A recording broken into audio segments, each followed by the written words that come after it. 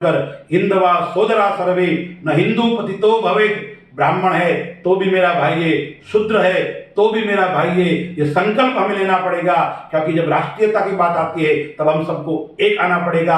अन्यथा पाकिस्तान, चाइना हमारी और संकट के बादल मंडरा रहे हैं, आंखें डालकर देख रहा है, हमें विभाजित करने की चेष्टा कर रहा है। यदि हम संगठित नहीं हुए तो हम आगे भी विभाजित होंगे। जय श्री राम। हम सभी लोग आज अखंड भारत संकल्प दिवस कार्यक्रम के रूप में एकत्रित हुए हैं। अखंड भारत क्या है? हम सब भारत माता की संतान हैं। हम भारत को माँ के रूप में मानते हैं। ऋषि मुनि इसलिए कहते हैं भारत है वो कर्म भूमि है।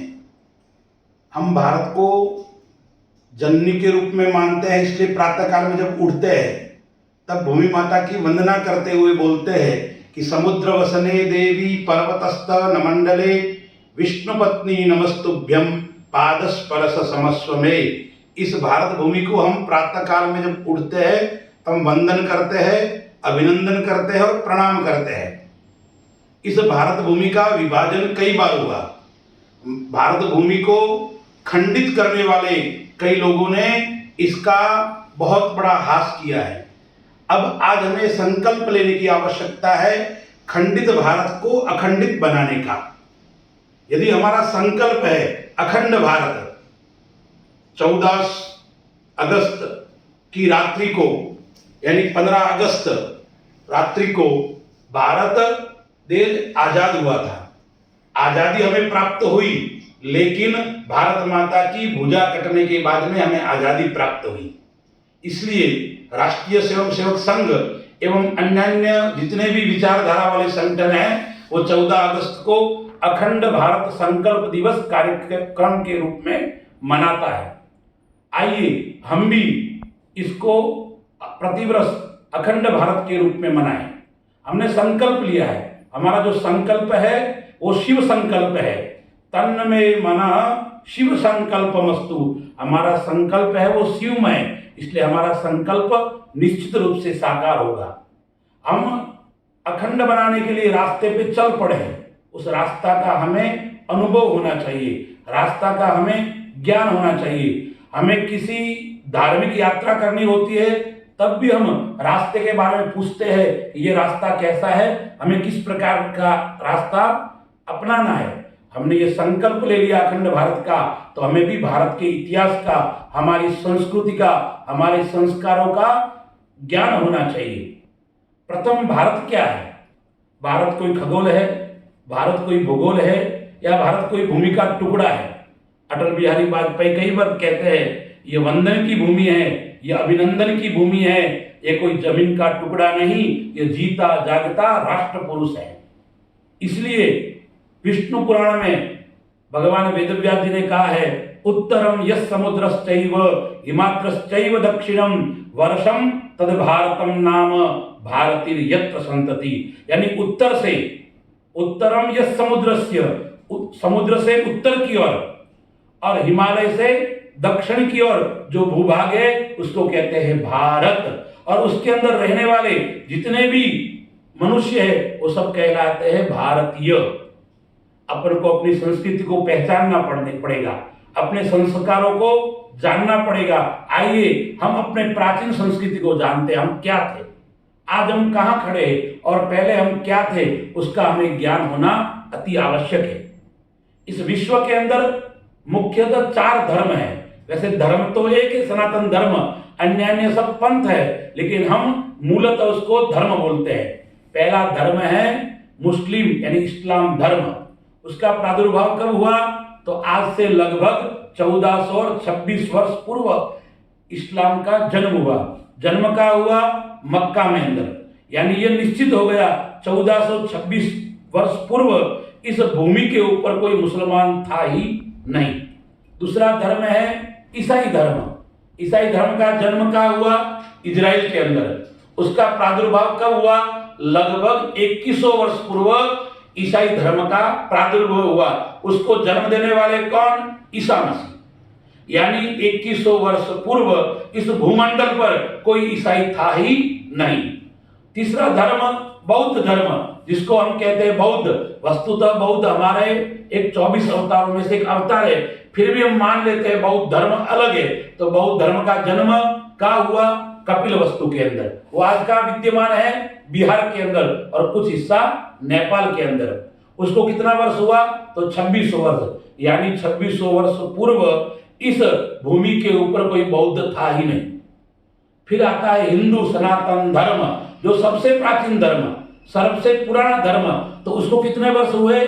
तो लगभग 200 करोड़ यानी 2 अरब वर्ष। देखा जाए तो कितने वर्ष? 1 अरब 97 लाख 26, 1 अरब 97 करोड़ 26 लाख 49,121 वर्ष इस सनातन धर्म को हुआ। सबसे प्राचीन धर्म। इसका प्रादुर्भाव कब हुआ? इसका प्रादुर्भाव भगवान नारायण ने किया है। हिंदू धर्म का जन्म कब हुआ? जब से सृष्टि का निर्माण हुआ, जब से सृष्टि प्रारंभ हुई, उसी दिन सनातन धर्म का प्रादुर्भाव हुआ, उसी दिन इस भारत का प्रादुर्भाव हुआ। इसलिए तो इस भारत भूमि के अंदर जन्म लेने के लिए देवता भी लालायित रहते हैं। इतना प्राचीन धर्म, लेकिन आज उसकी स्थिति क्या? मुस्लिमों के कितने देश? 56 देश। ईसाइयों के कितने देश? 126 देश। बौद्धों के कितने देश? 17 देश। लेकिन हिंदुओं के कितने देश? मात्र 2, एक भारत और एक छोटा सा नेपाल, जो पहले हमारा ही था। यह हमारा इतिहास था। भारत माता के टुकड़े कब कब हुए? तो लगभग 2500 वर्ष से इस भारत भूमि के टुकड़े होने प्रारंभ हो गए। 712 के अंदर जब मोहम्मद बिन कासिम आया, तब से ही इस भूमि के टुकड़े यानी विभाजन होने का बीज रोपा गया था, ऐसा हमारे ऋषि मुनि कहते हैं। क्योंकि आज तक जितने भी आक्रमणकारी आए, चाहे शक आए, चाहे हुण आए, आदि अन्य जितने भी आए, वो हमारी संस्कृति के अंदर मिल गए। लेकिन 712 के अंदर जब मुगल साम्राज्य ने हमारे के ऊपर आक्रमण किया और उन्होंने हमारी कुछ जमीन को हड़प लिया, उस समय से भारत का विभाजन प्रारंभ हुआ। आपने महाभारत की घटना देखी होगी। प्रथम विभाजन कब हुआ? 1876 के अंदर। किसके रूप हुआ? अफगानिस्तान के रूप में भारत से एक भाग अलग हो गया। उसकी राजधानी का नाम क्या? गंधार। आज कहते हैं इसको कंधार। महाभारत में आपने गंधारी का नाम सुना होगा। कौरवों की माता का नाम गंधारी था और उस गंधारी के नाम के ऊपर ही इस राजधानी का नाम गंधार पड़ा और वो आज कंधार के रूप में हम लोग पहचानते हैं। यानी 1876 के अंदर हमारे से अफगानिस्तान अलग हुआ। जहां पे किसकी जमीन? अखरोट, बादाम, काजू, पिस्ता, उसकी खेती होती थी। वहां के जाट थे उस समय। आज जो अपने आप को पठान कहते हैं, इसलिए कहने का तात्पर्य यह, हमारी कमी, हम भाषावाद, प्रांतवाद, क्षेत्रवाद में बटे हुए के कारण आज ये हमारे टुकड़े धीरे धीरे बढ़ते रहे। उसके बाद 1904 आया। 1904 के अंदर नेपाल हमारे हाथ से चला गया, फिर भूटान हमारे हाथ से चला गया, फिर ब्रह्मा, जिसको हम ब्रह्म देश कहते हैं, आज इसको म्यांमार कहते हैं, वो हमारे हाथ से चला गया।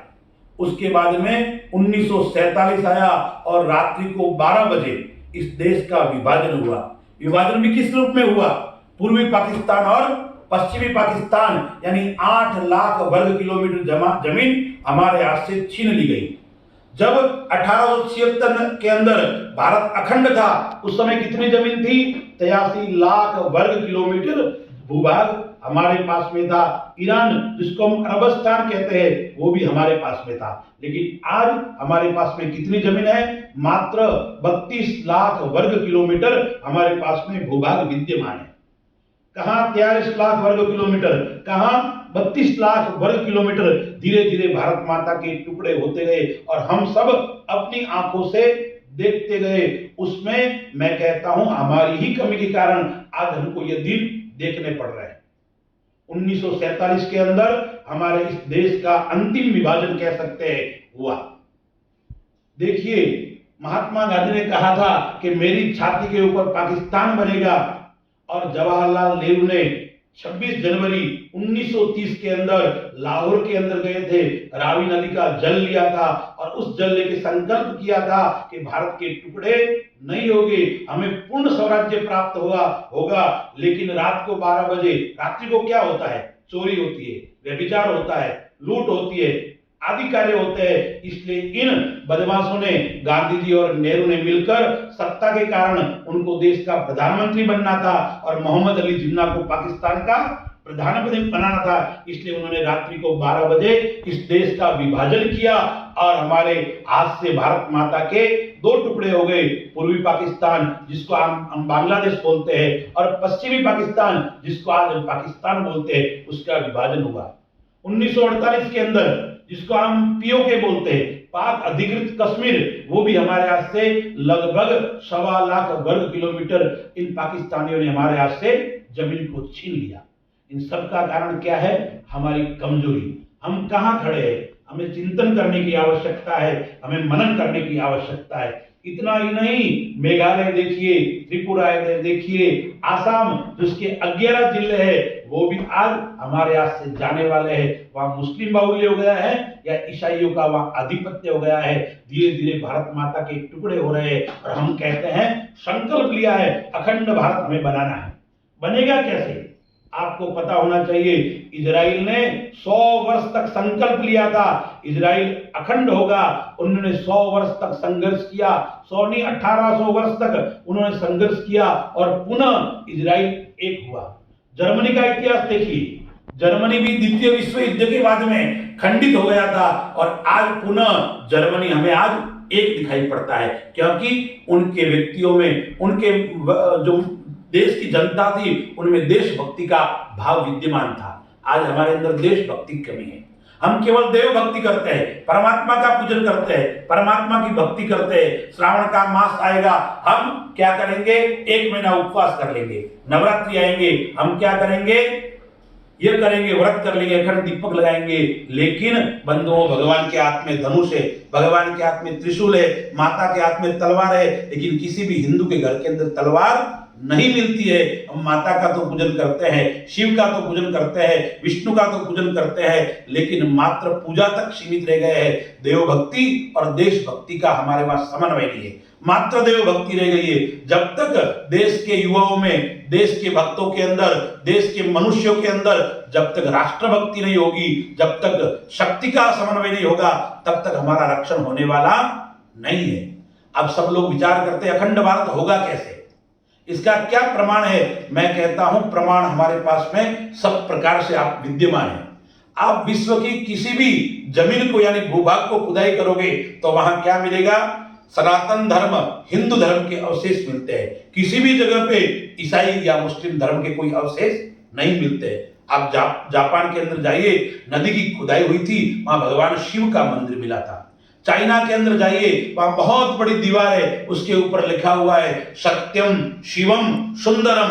अब देखिए, चाइना वालों को सत्य से क्या लेना देना, शिवम से क्या लेना देना, सुंदर से क्या लेना देना? इसका मतलब चाइना भी हमारा था, वहां सत्यम सुंदरम और शिवम नाम की वहां दीवार आज विद्यमान है। आप कंबोडिया में जाइए, कंबोडिया में विश्व का सबसे बड़ा और विशाल भगवान विष्णु का बहुत बड़ा मंदिर आज भी है और वहां लोग दर्शन करने के लिए जाते हैं। इसलिए कंबोडिया में भी हमारा था, ये उसके प्रमाण है, दूर की नहीं है। मैं अभी की आपको बात करता हूं, 1947 के अंदर पाकिस्तान हमारे से अलग हुआ। हमारी 52 शक्तिपीठ है, उसमें हिंगलाज है, वो हिंगलाज का मंदिर आज पाकिस्तान के अंदर है, वो हमारे 52 शक्तिपीठों में से एक है। बांग्लादेश के अंदर जाइए, वहां ढाकेश्वरी देवी है। अभी हमारे प्रधानमंत्री नरेंद्र भाई मोदी वहां गए थे, उन्होंने पूजा की है और वो ढाकेश्वरी देवी भी कहां है? बांग्लादेश के अंदर आज है और वहां प्रतिदिन उसकी पूजा होती है। भगवान राम के पुत्र का नाम आपने सुना होगा, लव, उसने लाहौर बसाया। आज वो पाकिस्तान की एक बहुत बड़ा नगर है, लव ने लाहौर बसाया था। भगवान राम का दूसरा पुत्र कुश, आज कुशपुर, वो कुशाण हो गया, आज पाकिस्तान के अंदर है, वो भी हमारा था। और सिख समाज के नानक देव, उनका जन्मस्थली ननकाना साहिब आज कहाँ है? पाकिस्तान के अंदर है।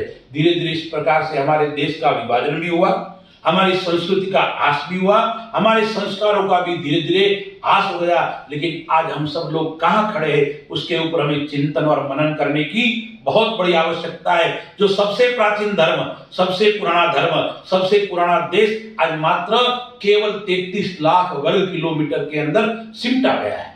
उसके लिए हमें संघर्ष करने की आवश्यकता है। इसलिए मैंने पहले कहा, यदि हमने यात्रा प्रारंभ की है, हमने संकल्प लिया है, उस संकल्प से पहले हमारे प्राचीन संस्कृति, प्राचीन भूभाग को हमें देखने की आवश्यकता है, उसे हमें समझने की आवश्यकता है, क्योंकि आज की युवा पीढ़ी को इसके बारे में जानकारी भी नहीं है।